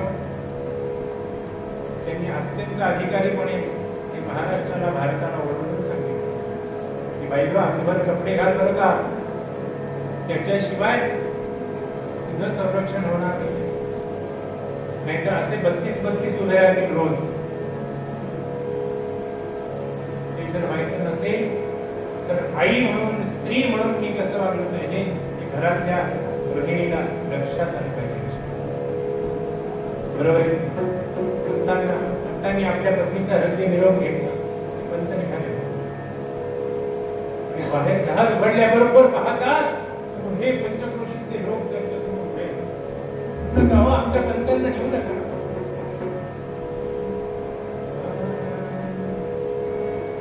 विनंती करतायत त्या आश्रमात, आमच्याने मुनका पंताना, आमच्याने मुनका पंताना, येऊ नका, आमच्या पंतांना येऊ नका. पंतांनी काय चूक केलंय ते हर्षण म्हणताय, आम्हाला माहिती होतं. पंतांचा कारभार आम्हाला माहिती आहे, राजाचा हुकूम आम्ही काही करू शकत नाही. कसे आहेत पंत? आमच्याने मुनका पंताना, आमच्याने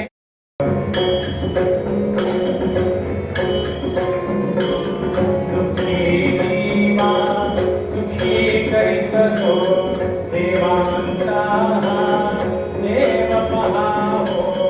वंदन कर चरणा, चरणा वंदन कर चरणा, चरणा वंदन कर चरणा. आमच्याने पुनका पंताना, आमच्याने पुनका पंताना.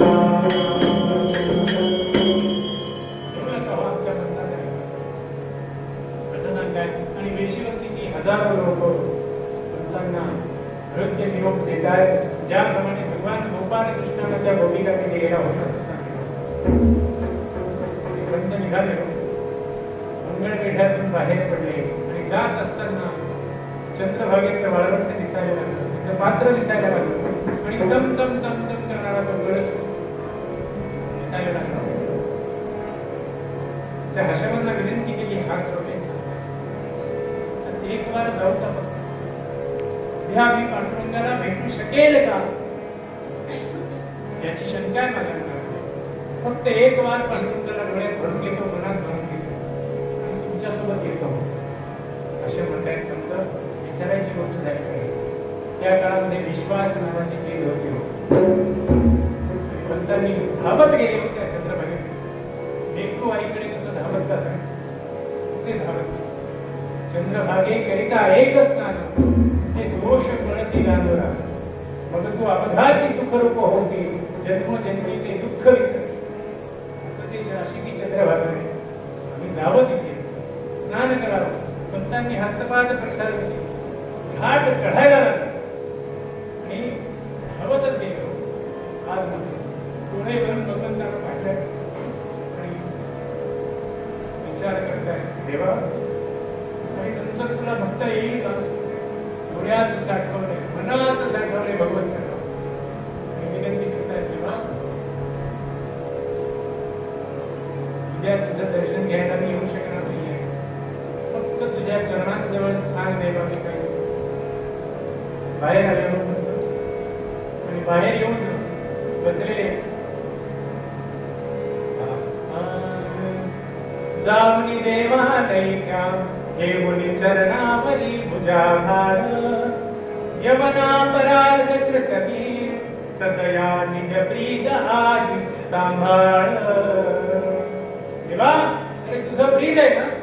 अहो बाहेर आले आणि रंगशिळेवर बसून पंतांनी गीतेचा पाठ म्हणायला सुरुवात केली.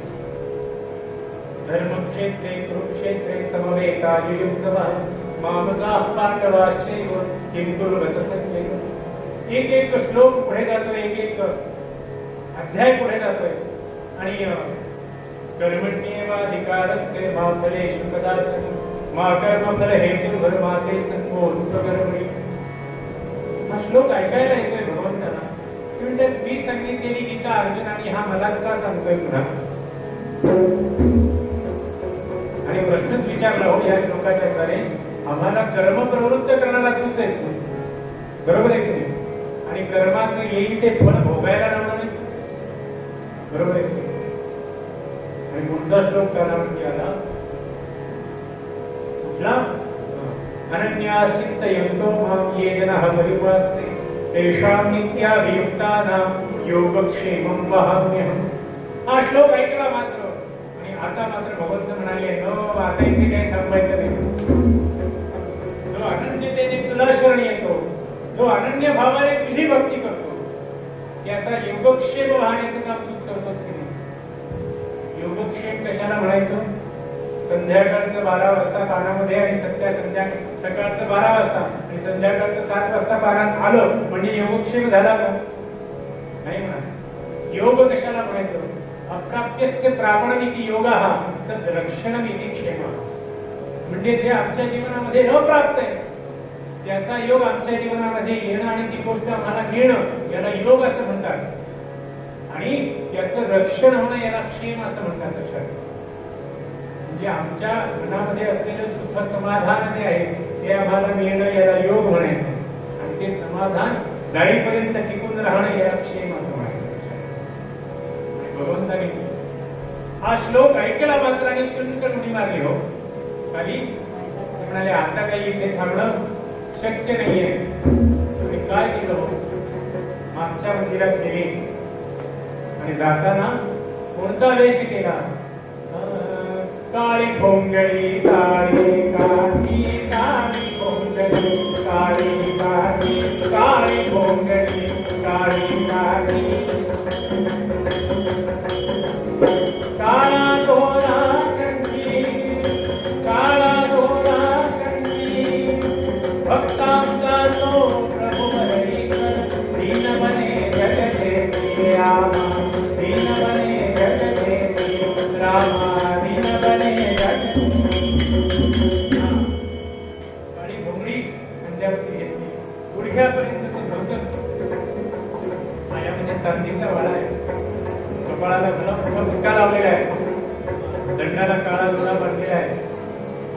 छुनछुन वाजणारी घुंगरू असलेली काठी घेतली हातामध्ये, डोक्याला पागोटं बांधलेले आणि भगवंत मागच्या मंदिरामध्ये उभे, कमरेचा कसा काढला आणि देवी चला तुम्ही आज जायचंय आपल्याला, 7:30 वाजून चालले, लवकर चला.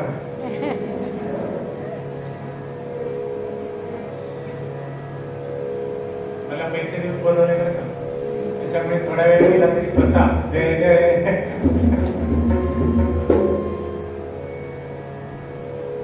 आणि त्या बाई भडकल्या हो, रुक्मिणी देवी. म्हणजे काय आहे तुम्ही रोज 2 दिवसाला उठून चला चला चला चाललंय म्हणून. मागच्या वेळेला आले त्या गोड्या कुंभाराकडे, तिथे माती तोडून घेतली. तुम्हाला काही वाटतं का मी त्रैलोक्याची स्वामिनी आहे? मला मातीच्या टोपल्या उचलायला लावल्याय, विटा थापायला लावल्याय, गोड्या थापायला लावल्याय जनावरीकडे घेऊन जाऊन. त्याच्यानंतर त्या बरोबा काकांच्या बायकोचं बाळांपण पण केलंय म्हणाले. आता काय विचार करा, कितीतरी गोष्टी त्या सांगायला लागल्या, मी अजिबात येणारच नाही आज. असं म्हटल्यानंतर देव म्हणतात तुम्ही नाही आलात तरी चालेल, पण तुमचं जे रूप आहे ना ते मात्र आज नेणं फार गरजेचं आहे. त्या लक्ष्मीला त्या कशामध्ये स्थापन केलं, तो कसा गाठ म्हणून आपल्या कमरेला बांधला आणि निघाले हो भगवंत. आणि अळवंटात उभ्या असलेल्या त्या हर्षमांना सांगितलं चलो मुझे पंत ने भेजा है, वहां का जो भी हिसाब है ना मैं पूरा करने वाला हूं, चलो मेरे साथ. असं म्हटल्याबरोबर घोड्याला टाचलं आणि क्षणात जाऊन पोहोचले. हो देवच होते ते. आणि दरबारात जाऊन उभे राहिले आणि त्या राजाला जोहार केलाय. जोहार जोहार जोहार जोहार जोहार. राजाला आश्चर्य वाटलं, अरे हे कोण आहे? कोण होत? पंतांच्या घरचा घरगडी आहे म्हणतात.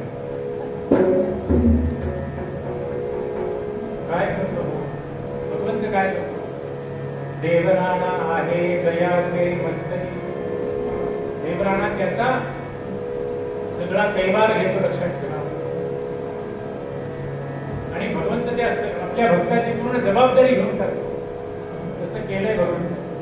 कोणी काय केलं सांगितलं आधी, हवेन तुम्ही जे काही पत्र पाठवलं होतं की नाही त्याच्यामध्ये पंतांचा कुठलाच दोष नाहीये. धन्याची कोणतीच गुन्हेगारी इथे केलेली नाहीये त्यांनी. तो गुन्हेगार नाहीयेत ते आमचे पंत. पण तुम्हाला हे पटायचं नाहीये म्हणून मी तयारीनिशी आलो म्हणा. मुंडाशात कोविली चिठी देखतो दुरून जगदेची. मुंडाशात कोविली चिठी देखतो दुरून जगदेची. नामाधीन लुटविली कोटी, लुटविली कोटी, लुटविली कोटी. जग दाम धाम पदरात, जग दाम धाम पदरात. झाला महार पंढरीनाथ, झाला महार पंढरीनाथ, झाला महार पंढरीनाथ.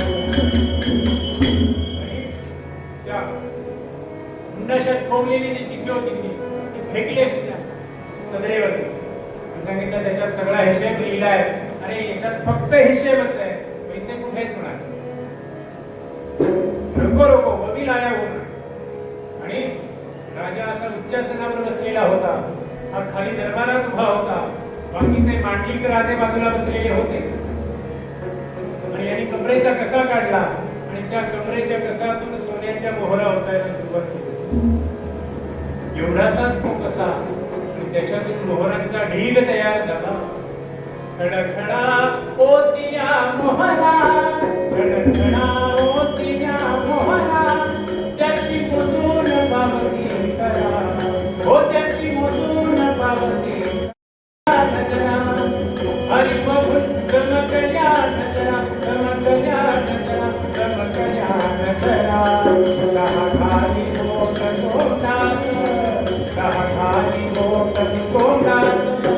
झाला महार पंढरीनाथ. काय सांगू देवाची मान, काय सांगू देवाची मान.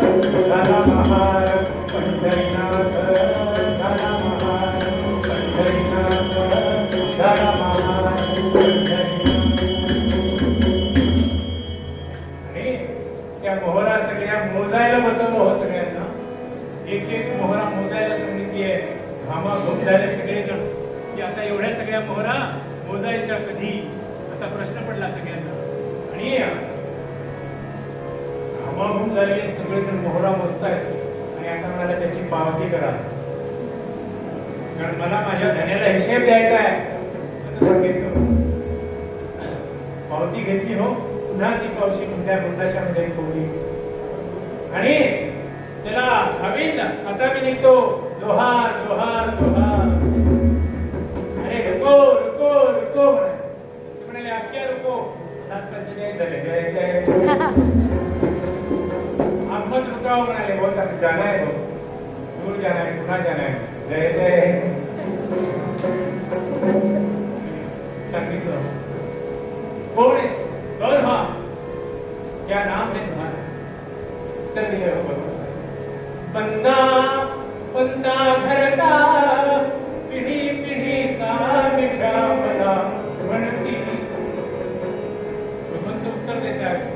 बंदा बंदा घरचा पिढी पिढीचा मिठा मला म्हणती. सोहार माय बाबा पंता जीवची तुम्हासे विनती. लोक्याचा स्वामी या भक्ताच्या डोकी टाकल्या मालकासमोर सोहळा करतात. काय भक्तीची उंची असेल छोट्या. आपल्याला वाटतं एकदा रामरक्षा म्हणली की रामाने धावत यावं. कसं शक्य होय. आधुनिक वाल्मिकी म्हणतात जन्मवरीच्या श्वासा इतके मोजलेले हरिनाम. त्यावेळेला तो विकला जातो हो भगवंताना. सर्व भावे त्याचा म्हणवी विकीला चित्त द्यावे बोला सांगितले.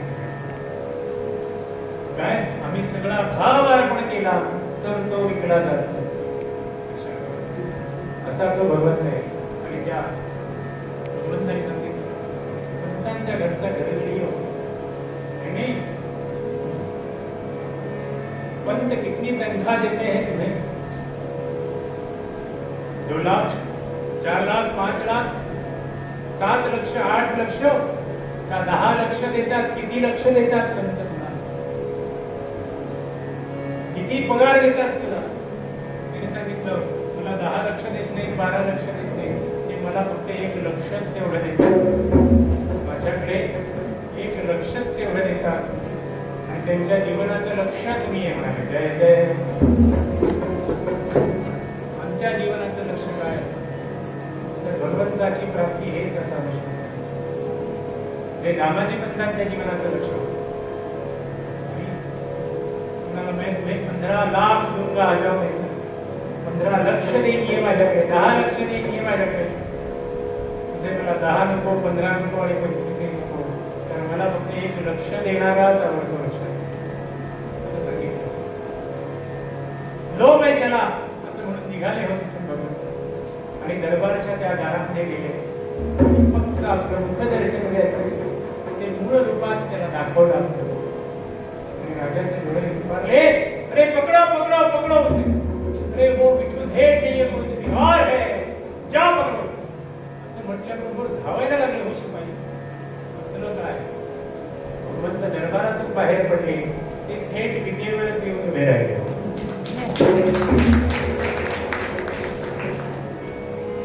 आणि तिथे आल्याच्या हे सगळे राजा उसे पकडो अभी.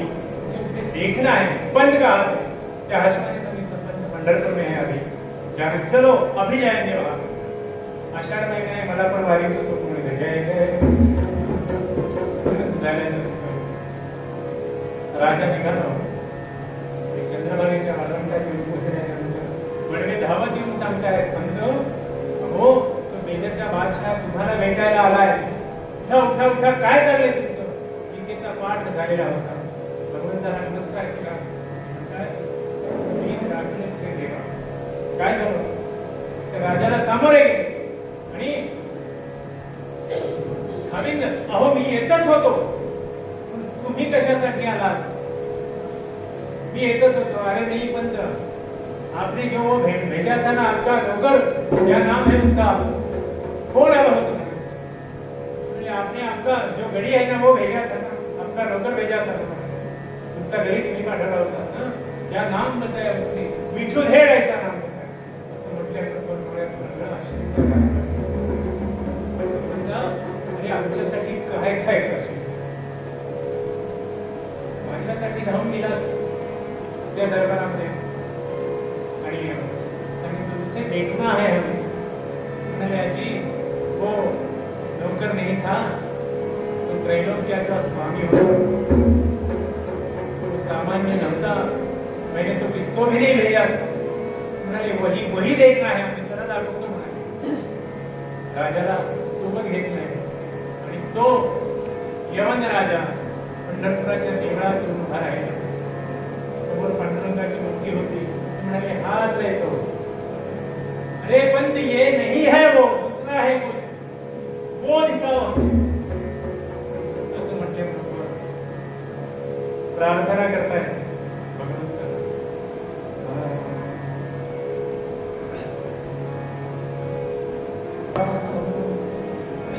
हरि दर्शनास न्यावो निज रूप दाखवावो.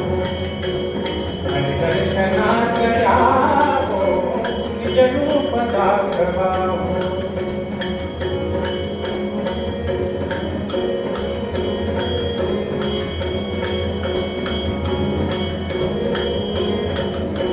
पार्थास सदा विवेके प्रभु विश्वरूप धाम. पार्थास सदा विवेके प्रभु विश्वरूप धाम. मुरली मनोहराया क्या माधवीत भाव. एकाकरा गुणीते गोवर्धना धरावो. निज रूप दाखवावो. हरि दर्शनास न्यावो निज रूप दाखवावो.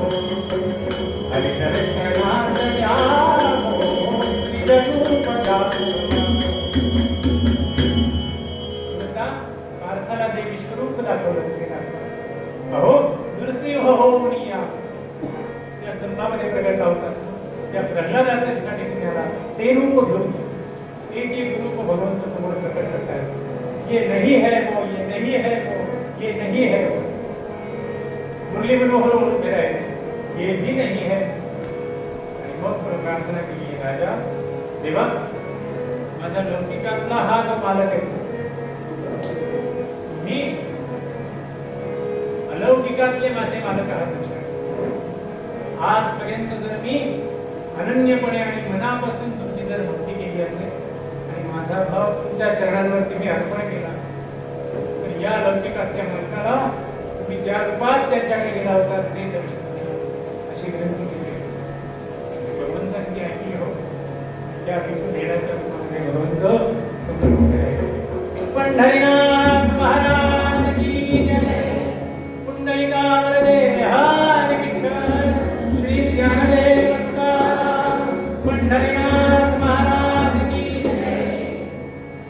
राजाने ते रूप पाहिलं पण ते यही था, यही है वो, यही है वो, यही आया था तेरे दरबार में और इसने ही सब हिसाब चुकता किया है. आणि त्या राजाने ते रूप पाहिलं. असे हात त्याच्या पद्धतीने कधी वर गेले, कधी खाली टेकले आणि तो नतमस्तक झाला त्या भगवंताच्या समोर. अहो तो बादशाह बाद झाला त्याच्या. आणि शहाबाद परकीच्या लोकांनी त्या अंगणात पडलाय. जय जय शहाबाद झाला म्हणून.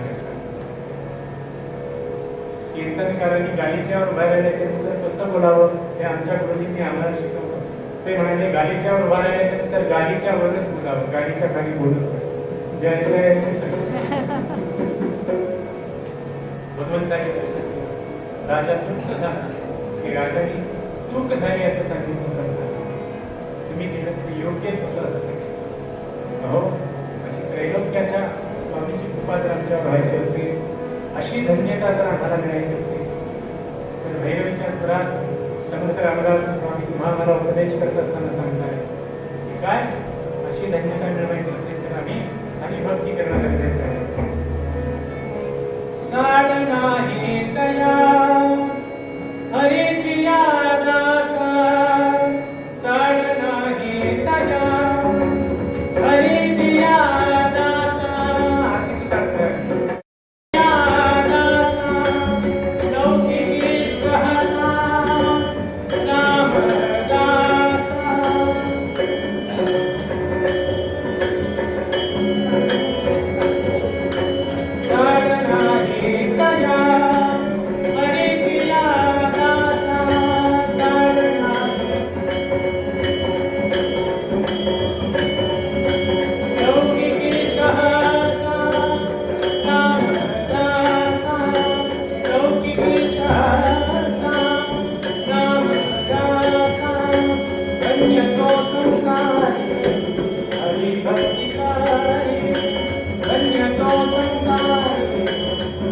भक्ती करी धन्य तो संसार भक्ती संतांनी ते मागणं भगवंताकडे मागितलं तेच आपणही मागूया. ज्ञान देगा देवा तुझा तुला गाडी हे मानवी जगणे मुक्ती धन संपदा संत संगोपना तुका घडे भवानी जने भावा तुला गाडी न आवडी हे मानवी जगणे हे मानवी जगणे हे मानवी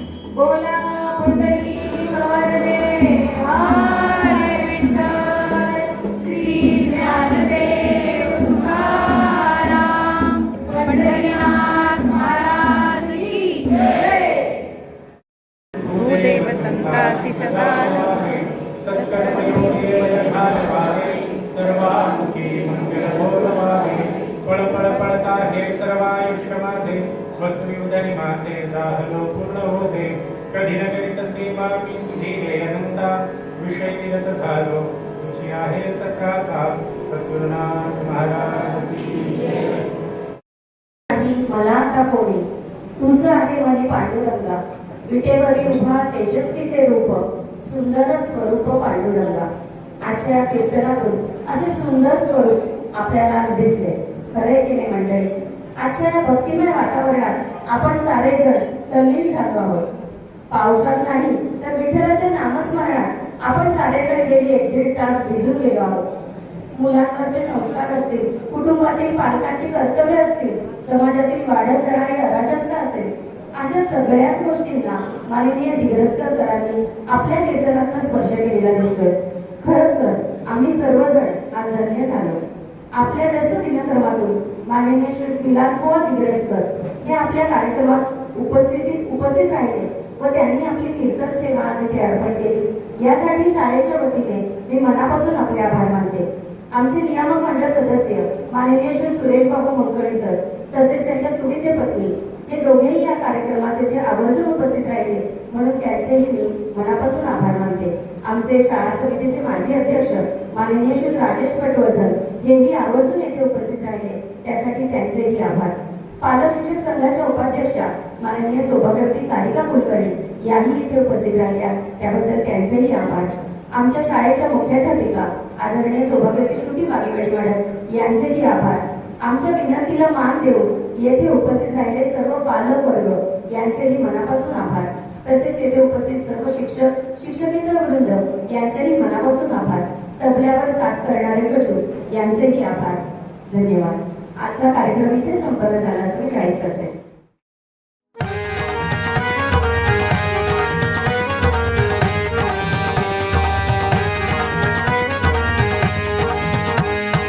अलीकड ये मला पलीकडने पांडुरंगा नदी भरली चंद्रभागा. अलीकड ये मला पलीकडने पांडुरंगा नदी भरली चंद्रभागा. अलीकड ये मला पलीकडने पांडुरंगा नदी भरली चंद्रभागा. अलीकडे ये मला पलीकडे पांडुरंगा नदी भरली चंद्रभागा.